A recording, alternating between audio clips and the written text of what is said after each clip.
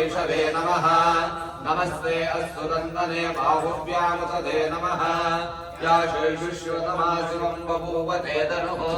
शिवाशरव्याया ततया नो रुद्रमृडय या ते रुद्रशिवा तनोरघोरापापकाशने तया नस्तनभाषं च मया गिरिशं च विशाखसीः यामिषं गिरिशं च हस्ते विवर्षस्तवे